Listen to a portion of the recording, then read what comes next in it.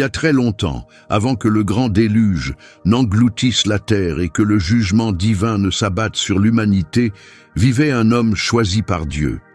Cet homme était connu pour sa sagesse et son habileté dans l'artisanat, et il avait trouvé grâce aux yeux du Seigneur.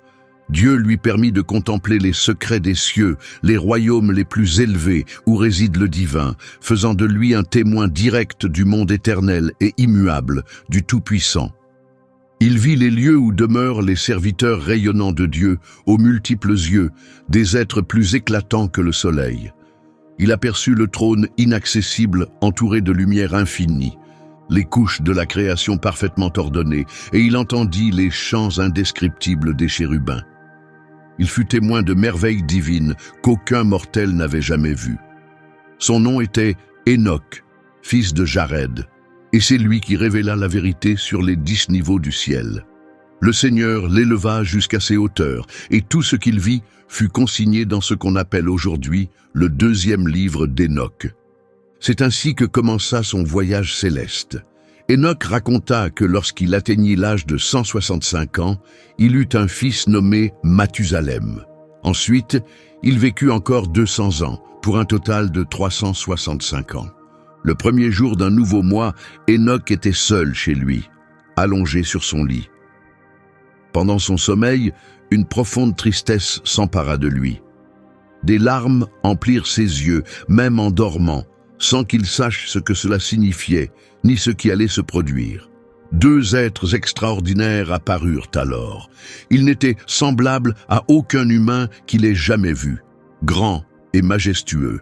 Leurs visages brillaient comme le soleil, leurs yeux flamboyaient comme le feu, et des flammes semblaient sortir de leurs bouches. Leurs vêtements scintillaient de tons pourpres, leurs ailes surpassaient l'or en éclats, et leurs mains étaient aussi blanches que la neige. Ils se tinrent près de son lit et l'appelèrent par son nom. Enoch se réveilla et les vit clairement. Il les salua, mais la peur l'envahit et son visage se transforma d'effroi. Les hommes le rassurèrent en disant « N'aie pas peur, Enoch, le Dieu éternel nous a envoyés vers toi. Aujourd'hui, tu monteras aux cieux avec nous. Mais d'abord, tu dois dire à tes fils et à ta maison ce qu'ils devront faire en ton absence. Personne ne doit essayer de te chercher jusqu'à ce que Dieu te ramène. » Sans attendre, Enoch obéit. Il sortit de chez lui et se rendit à l'entrée comme il en avait reçu l'ordre. Puis, il appela ses fils, Mathusalem, Rahim et Gadad, et leur transmit tout ce que les mystérieux hommes lui avaient révélé. « Écoutez-moi bien, mes enfants, dit Enoch, je ne sais pas où je vais, ni ce qui m'attend. Alors je vous supplie maintenant, ne vous détournez pas de Dieu à cause de choses vaines ou de faux pouvoirs qui n'ont ni créé le ciel ni la terre. Ces choses et ceux qui les adorent seront perdus. Que le Seigneur vous donne du courage et vous aide à vivre dans le respect envers lui. » Il ajouta, « Que personne ne vienne me chercher jusqu'à ce que le Seigneur me ramène. » Après avoir dit cela, Enoch fut emporté par les anges. Ils le soulevèrent avec leurs ailes et l'amenèrent au premier ciel, où ils le posèrent sur les nuages. Levant les yeux, il vit encore plus haut dans les cieux, au-delà de ce que l'œil humain peut voir. Là, au premier ciel, ils lui montrèrent une mer immense, bien plus grande que les océans terrestres. Il fut conduit devant les anciens et les chefs chargés des étoiles, et il vit 200 anges qui gouvernent les étoiles et guident leurs mouvements dans les cieux. Ces anges volent avec des ailes et tracent les chemins de ceux qui voyagent. En regardant vers le bas, Enoch vit les réserves de neige et les anges qui les gardent, puissants et redoutables. Il vit d'où viennent les nuages et où ils retournent. Ensuite, on lui montra la chambre qui contient la rosée. Elle ressemblait à de l'huile d'olive, et sa forme reflétait la beauté de toutes les fleurs de la terre. Des anges veillaient aussi sur ces lieux, contrôlant leurs ouvertures et fermetures. Les anges le menèrent ensuite au 2e ciel. Là, l'obscurité était plus profonde que tout ce que l'on peut trouver sur terre. Il vit des êtres suspendus dans cette obscurité, des prisonniers en attente d'un jugement puissant et éternel. Ces anges étaient plus terrifiants que l'obscurité elle-même, et ils pleuraient sans cesse. Enoch demanda à ses guides, « pourquoi ces esprits souffrent-ils sans repos? Ils répondirent, ce sont ceux qui ont abandonné Dieu. Ils ont suivi leurs propres désirs et se sont révoltés avec leur chef qui est enchaîné dans le 5e ciel. Enoch ressentit une profonde tristesse pour eux. Ils le saluèrent et supplièrent, serviteur de Dieu, prie pour nous. Mais Enoch répondit, je ne suis qu'un simple mortel. Comment pourrais-je prier pour des anges? Je ne sais même pas ce qui va m'arriver, ni qui pourrait prier pour moi. Après cela, ses guides l'emmenèrent au 3e ciel et l'y installèrent. En regardant autour de lui, il vit une terre remplie de merveilles jamais connues. Les arbres y portaient des fruits au parfum enivrant, et les aliments semblaient débordants de joie et de senteur. Au centre se dressait l'arbre de vie, là où le Seigneur se repose lorsqu'il visite le paradis. Cet arbre était d'une beauté indescriptible. Son parfum était enivrant et il était couvert de couleurs d'or, de pourpre et de feu. Brillant dans toutes les directions, il portait tous les types de fruits. Ses racines étaient plantées dans un jardin à l'extrémité de la terre, et le paradis se trouvait entre ce qui peut mourir et ce qui est éternel. 2 sources coulaient de ce lieu, l'une de miel et de lait, l'autre d'huile et de vin. Ces sources formaient 4 fleuves, s'écoulant doucement à travers le paradis d'Éden. Ils atteignaient ensuite le reste du monde, complétant un cycle comme les autres éléments de la nature. Il n'y a aucun arbre stérile en ce lieu, et chaque coin déborde de bénédictions. 300 anges rayonnants gardent le jardin, leurs voix ne se taisent jamais. Ils chantent magnifiquement et sans cesse, honorant le Seigneur en tout temps. J'ai alors dit, ce lieu est vraiment merveilleux. Les hommes avec moi ont répondu, Enoch, ce lieu a été préparé pour ceux qui restent fidèles, malgré les épreuves. Ce sont ceux qui fuient le mal, jugent avec justice, partagent leur nourriture avec les affamés, habillent ceux qui manquent, relèvent les faibles et prennent soin des orphelins. Ils vivent dans l'intégrité devant Dieu et l'adorent lui seul. Ceci est la demeure éternelle qui les attend. Ensuite, les 2 hommes m'emmenèrent au nord, où je vis un lieu effrayant. Il était rempli de visions terribles, une obscurité épaisse et des ombres profondes sans aucune lumière. Seul un feu lugubre brûlait sans cesse, s'élevant d'un courant enflammé. Toute la région était remplie d'une chaleur brûlante et d'un froid glacial, de soif et de tremblement. Les chaînes y étaient de cruelles, et les anges qui gardèrent cet endroit semblaient impitoyables. Ils portaient des armes terribles et infligeaient des tourments sans fin. J'ai crié, cet endroit est effrayant. Les hommes ont répondu, voici le destin de ceux qui rejettent Dieu, ceux qui commettent des péchés contre nature, qui corrompent les enfants de manière ignoble, qui utilisent la sorcellerie, pratiquent la magie noire et s'enorgueillissent de faire le mal. C'est pour ceux qui mentent, volent, attisent la jalousie et la haine, qui tuent, maudissent les autres, exploitent les pauvres à leur profit, ignorent les affamés et laissent les nus souffrir. Ce sont ceux qui n'ont jamais connu leur Créateur, qui ont adoré des idoles sans vie, des objets sans souffle ni ouïe, des dieux façonnés par des mains humaines. Tel est le jugement qui les attend, cet endroit est leur récompense éternelle. Puis les hommes m'ont conduit au 4e niveau du ciel, où j'ai vu les chemins et les mouvements brillants du soleil et de la lune. J'ai observé leur déplacement et comparé leur éclat. Le soleil brillait bien plus que la lune. Il suivait son parcours avec une vitesse incroyable, comme un vent qui ne s'arrête jamais, ni le jour, ni la nuit. Il avançait accompagné de 4 grandes étoiles, chacune entourée de 1000 étoiles plus petites, 4 étoiles de chaque côté du chemin solaire. En tout, 8000 étoiles escortent le soleil chaque jour. 15 légions d'anges l'accompagnent, et la nuit, 1000 êtres à 6 ailes surgissent avec des anges qui précèdent le chemin du soleil vers la lumière flamboyante. 100 anges allument le soleil et le maintiennent en feu. J'ai aussi vu d'autres êtres volants liés au soleil. On les appelait Phénix et Chalkidri, des créatures extraordinaires. Elles avaient des pattes, des queues et des têtes semblables à celles de lions et de crocodiles. Leur corps scintillait comme un arc-en-ciel et leur taille était immense. 900 unités. Chacune possédait 12 ailes comme les anges. Ces créatures restent proches du soleil, transportant chaleur et humidité selon l'ordre de Dieu. Le soleil se lève sous le ciel et suit son chemin sous la terre, ses rayons brillants ne cessant jamais. Les hommes m'ont conduit vers l'est et m'ont placé aux portes où le soleil commence son voyage quotidien. Là, il suit le modèle fixé par les saisons et le cycle des mois qui composent l'année, comptant les heures du jour et de la nuit. J'ai vu 6 portes ouvertes, chacune mesurant exactement 61 unités et un quart de stade de large. Je les ai mesurées soigneusement et compris que ce sont les portes par lesquelles le soleil se lève et se couche chaque mois. Il les traverse de manière régulière, revenant en sens inverse au fil des saisons. Ce cycle accomplit l'année entière après les 4 saisons. Ensuite, ils m'ont guidé vers l'ouest et m'ont montré 6 autres portes, identiques à celles de l'est.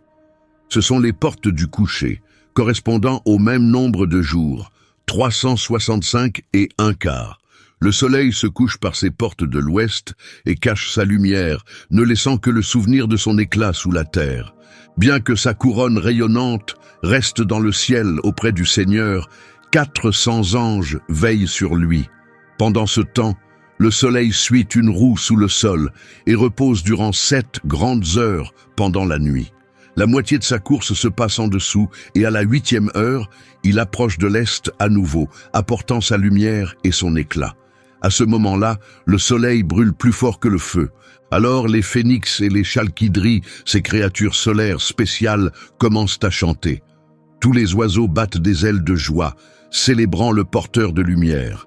Sur l'ordre du Seigneur, les créatures chantent. Le porteur de lumière est venu pour illuminer toute la terre.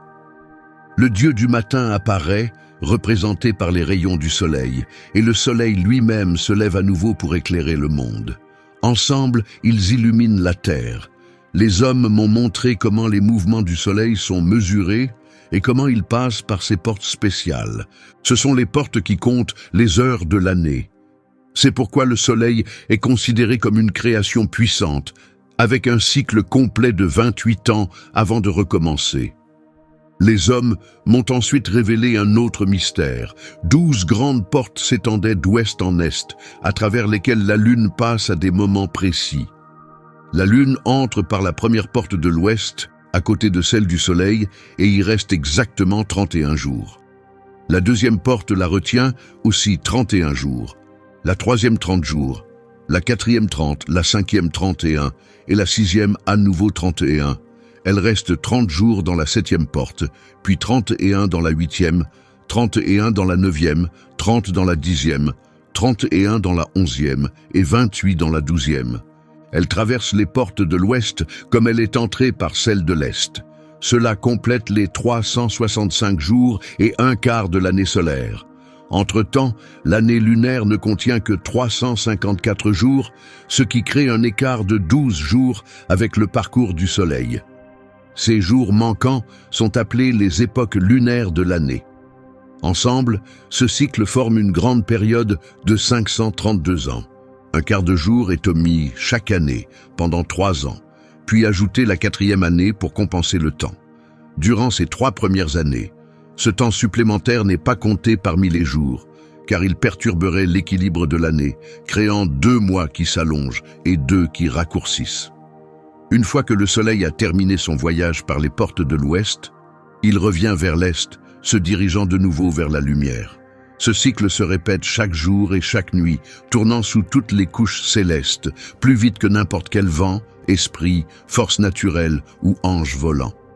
Chaque ange avance avec 6 ailes et suit un chemin qui se répète tous les 19 ans en 7 cycles. Au centre du ciel, j'ai vu des guerriers célestes louer le Seigneur avec des tambours et des instruments à cordes. Leur voix ne cessait jamais. Ils chantaient des harmonies douces et variées, d'une beauté indescriptible. Les mélodies émerveillaient l'esprit et me remplissaient de joie en les écoutant. Puis les hommes m'ont conduit au 5e niveau du ciel. Là, j'ai vu un nombre incalculable d'êtres puissants appelés les Grigoris. Ils avaient une apparence humaine, mais étaient bien plus grands, même plus que les plus hauts géants. Leurs visages semblaient fatigués et desséchés, et ils ne parlaient jamais. Aucune adoration ne se déroulait dans ce ciel. J'ai demandé aux hommes qui m'accompagnaient, « Pourquoi semblent-ils si tristes et silencieux? Pourquoi n'y a-t-il aucune louange ici ?» Ils ont répondu, « Ce sont les Grigoris qui, avec leur chef Saturnaël, se sont détournés du Seigneur de lumière. D'autres, comme eux, sont retenus dans une profonde obscurité, dans le deuxième ciel. 3 d'entre eux étaient autrefois descendus du trône de Dieu vers un lieu appelé Urban, où ils ont rompu leurs promesses sacrées sur les pentes de Hillman. Ils avaient vu la beauté des filles des hommes et les avaient prises pour épouses, corrompant la terre par leurs actes. Ils menèrent des vies mauvaises, semant le désordre, et leurs enfants étaient des géants, immenses et violents. À cause de cela, Dieu les jugea sévèrement. Aujourd'hui, ils pleurent leurs frères déchus et subiront le châtiment au jour final du Seigneur. J'ai parlé aux Grigoris et j'ai dit, « J'ai vu vos frères et les conséquences de leurs actes. J'ai prié pour eux, mais Dieu les a condamnés à rester sous la terre jusqu'à la fin de ce monde. » Je leur ai demandé, « Pourquoi attendez-vous ici en silence au lieu de servir le Seigneur? Pourquoi ne retournez-vous pas pour l'honorer avant que sa colère ne soit totale ?» Ils écoutèrent mes paroles et envoyèrent un message à travers les 4 divisions célestes. Tandis que je me tenais avec les 2 hommes, 4 trompettes retentirent soudain avec puissance. Les Grigoris commencèrent à chanter d'une seule voix, un chant émouvant et douloureux qui s'éleva devant Dieu. Après cela, les hommes m'emmenèrent au 6e ciel. Là, j'ai vu 7 groupes d'anges resplendissants, tous magnifiques et lumineux. Leurs visages brillaient plus que le soleil, et ils étaient identiques en apparence, en comportement et en vêtements. Ces anges sont chargés de maintenir l'ordre. Ils observent les mouvements des étoiles, les phases de la lune, la course du soleil et l'équilibre de l'univers. Lorsqu'ils sont témoins de fautes, ils donnent des ordres et offrent des conseils. Par des chants puissants et harmonieux, ils continuent de servir le Seigneur. Ce sont les archanges, supérieurs aux autres anges, qui tiennent le registre de toute vie dans le ciel et sur la terre. Certains anges veillent sur les saisons et les années, d'autres sur les rivières et les mers, certains sur les fruits de la terre, et d'autres encore sur chaque brin d'herbe nourrissant toutes les créatures. Quelques-uns enregistrent les âmes humaines, notant toutes leurs actions et leur vie devant Dieu. Parmi eux se trouvent 6 phénix, 6 chérubins et 6 êtres ailés. Ils chantent à l'unisson, sans interruption, avec des voix si magnifiques qu'elles ne peuvent être décrites. Ils célèbrent avec joie devant le trône du Seigneur. Puis les 2 hommes me conduisirent plus haut, jusqu'au 7e ciel. Là, je vis une lumière éblouissante et d'immenses armées d'archanges de feu, accompagnées de forces invisibles, de puissance, de dominateurs, d'autorité, de chérubins, de séraphins et de trônes, des êtres remplis d'yeux et de lumière. Il y avait 9 divisions en tout, les rangs de la lumière céleste. Je fus saisi de peur et commençai à trembler. Mais les hommes qui me guidaient dirent « Sois courageux, Enoch, n'aie pas peur ». Ils me montrèrent alors le Seigneur, assis au loin sur un trône élevé. Je demandai ce qu'il y avait au-delà. « Que trouve-t-on dans le 10e ciel ?» Ils répondirent « C'est là que Dieu habite. » En hébreu, ce 10e ciel s'appelle Aravot. Tous les êtres célestes s'y rassemblent, debout sur 10 marches selon leur rang. Ils s'inclinent devant le Seigneur, puis retournent joyeusement à leur place, chantant doucement et le louant dans la lumière éternelle. Autour du trône se tiennent les chérubins et les séraphins, des êtres à 6 ailes et aux nombreux yeux, qui ne quittent jamais leur poste. Ils se tiennent devant Dieu, accomplissant sa volonté, entourant son trône, chantant d'une voix douce. « Saint, Saint, Saint est le Seigneur, Maître des armées. Le ciel et la terre sont remplis de ta gloire. » Quand j'eus vu tout cela, les hommes dirent « Enoch, c'est là où nous avons été chargés de t'amener. » Puis ils partirent, et je restai seul au bord du 7e ciel. J'eus peur, tombai à terre et dis « Que m'arrive-t-il » Alors le Seigneur envoya un être magnifique, Gabriel, l'archange. Il dit « Sois fort, Enoch. n'aie pas peur. Viens avec moi et tiens-toi devant le Seigneur pour l'éternité. » Mais je répondis en moi-même, « Seigneur, mon esprit m'abandonne presque de frayeur. J'ai fait confiance aux hommes qui m'ont conduit ici. Je pensais qu'ils me guideraient jusqu'à toi. » Gabriel me souleva alors comme une feuille portée par le vent et me conduisit devant la face du Seigneur. Je levai les yeux et vis le 8e ciel, appelé Musaloth en hébreu.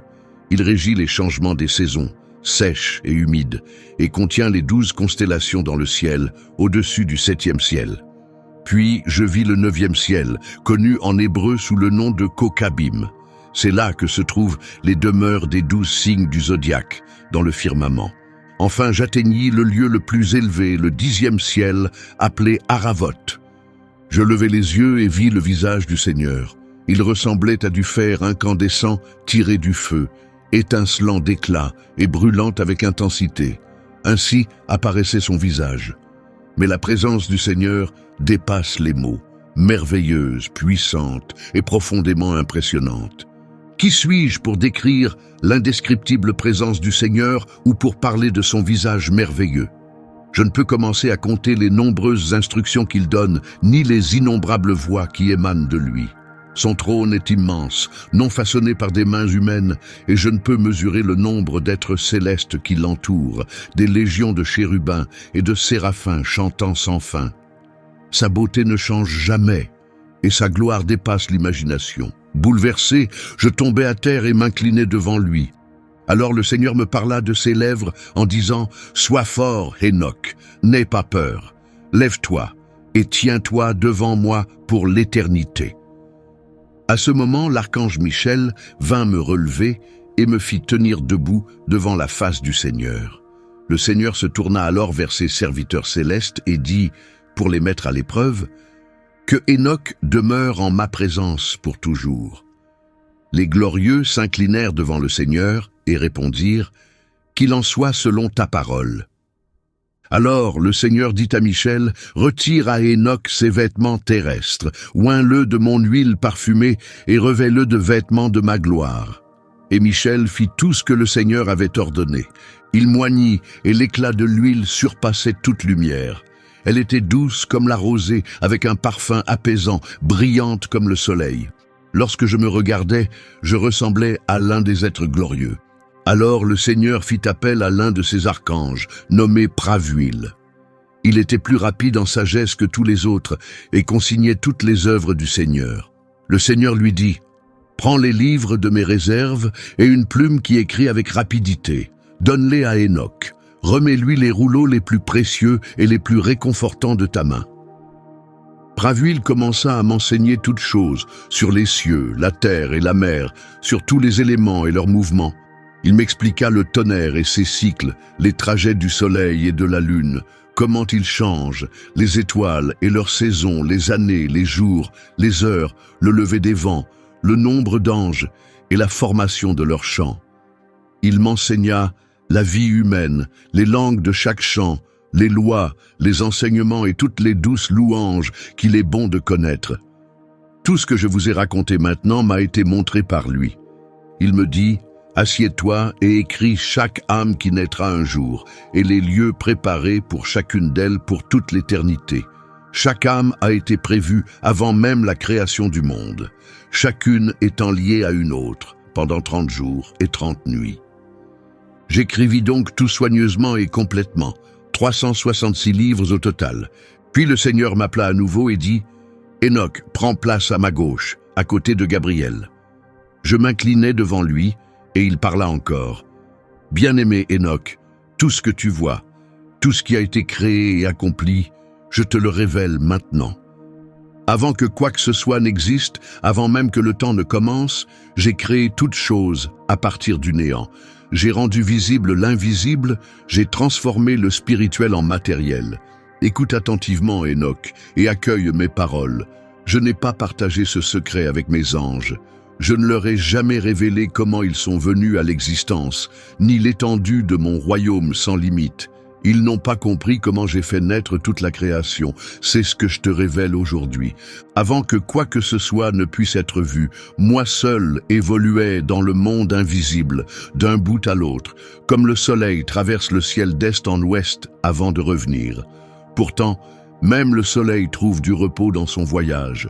Moi, je ne trouvais aucun repos car je façonnais toutes choses, posant les fondations de ce qui allait devenir visible. Et ainsi, le voyage extraordinaire d'Hénoch à travers les 10 cieux arriva à sa conclusion. Il traversa des royaumes éclatants de gloire, passa devant les prisons des anges déchus, se tint parmi les réserves d'étoiles, et parvint jusqu'au trône même de Dieu. Il vit des choses bien au-delà de toute compréhension humaine. Il contempla la structure de toute la création, le destin de ceux qui se sont rebellés, et la récompense éternelle promise aux fidèles. Et à travers tout cela, un message était clair. Dieu règne sur tout, dans le ciel comme sur la terre. Hénoch n'a pas été choisi pour lui seul, mais pour écrire ses visions à l'intention de toutes les générations à venir, un message rempli d'avertissement, d'espérance et de but divin. Nous voilà désormais face à un choix. Que ferons-nous de cette révélation ? Chercherons-nous la justice pour nous préparer au royaume éternel, ou détournerons-nous les yeux, ignorant la vérité qui nous a été révélée ? Le livre d'Hénoch nous offre un aperçu de la majesté de Dieu, de sa justice et de son plan immuable. Marchons avec foi et cherchons le Seigneur, afin que nous aussi, un jour, nous puissions nous tenir devant lui, revêtus de gloire, tout comme Hénoch l'a été. Merci de nous avoir accompagnés dans ce voyage remarquable à travers les 10 cieux d'Hénoch. Si vous avez trouvé cette vidéo enrichissante, merci de liker, partager et vous abonner pour d'autres découvertes sur les mystères bibliques. À très bientôt, que le Seigneur vous bénisse et vous protège. Shalom.